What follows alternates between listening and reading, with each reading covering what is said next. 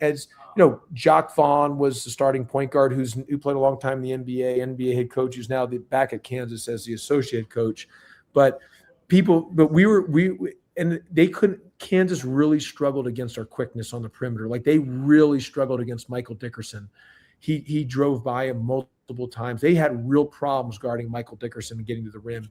And at the very end of the game, we were up 3, and Kansas had 3 incredible looks. Because if the game went to overtime, I don't think we would have won the game.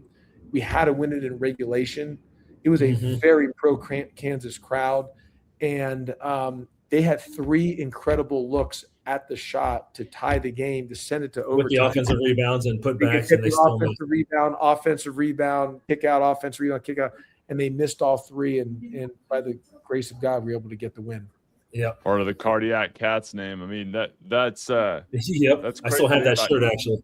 That's such a momentum. Like, the momentum of a going into overtime when you're the team ahead, that's a killer too, right? Like, very different than when you're the one that makes the shot. Especially when you're playing like when the crowd was 90% Kansas fans.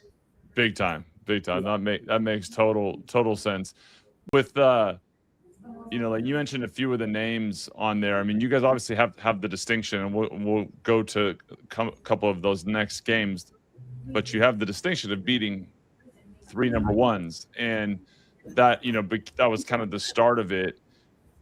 What you said about what Coach Olson said about they got to worry about us, I think it's a great point, and I'm sure you've probably got plenty of things throughout your coaching career that would attest to this, that one of the most powerful things a coach can do is help their guys think just a little differently. Like, just get out of their own head and just think a little differently, be a little more free, and break away from it. And it sounds like that had that effect in whatever way, just to think about it differently. And a lot of different ways you can frame it, but I think that's a really cool story. And obviously winning like that obviously must have been a lot of confidence. What was the celebration like after beating them that game, knowing that it was like that? Well, I'll let Bennett jump in on that. But I want to say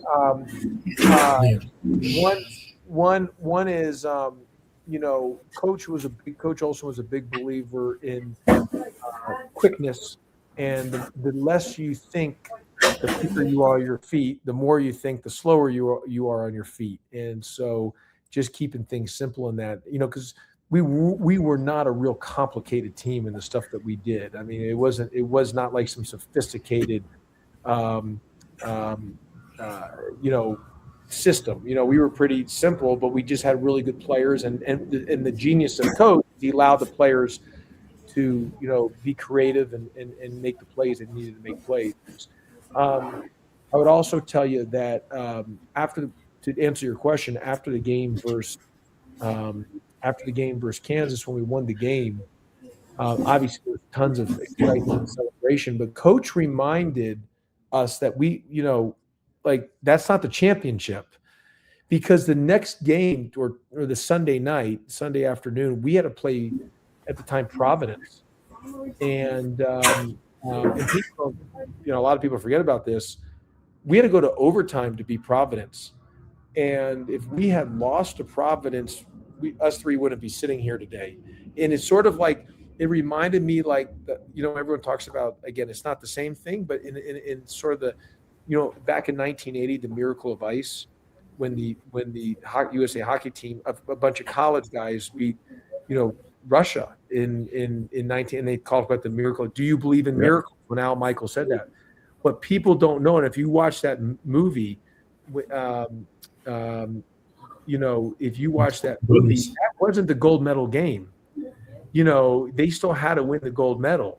Same thing with us. Yes, we beat the number 1 seed, but we still didn't have the gold medal yet to win the national championship.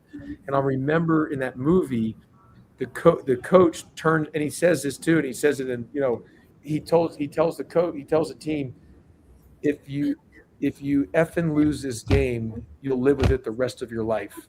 Meaning that you can't, like, the Russia game they beat was over.